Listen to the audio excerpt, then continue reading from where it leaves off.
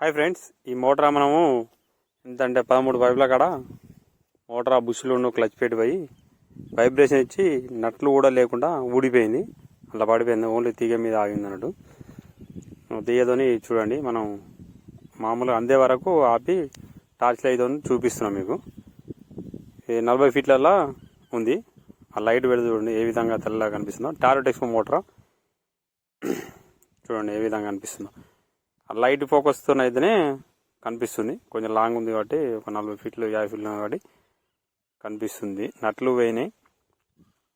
Only పైన బాటన్తోనే కింది మోటార్తో ఆగింది. వైర్ కాడ చూడండి, వైర్ తీసి మోటార్ షిప్ పైన పెట్టినాం.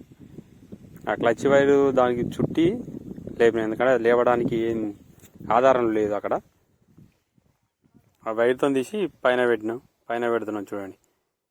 క్లచ్ వైర్ అయినా ఒక 2 వరుసలు దింపి తీసి పైన పెట్టినాం. ఇవి రాడ్స్తో వీటితోనే తీయడం జరిగింది. ఇవి ఆల్రెడీ తీసి బయట పెట్టినాం. ఓన్లీ కొండి సాయంతోనే మోటార్ వచ్చింది.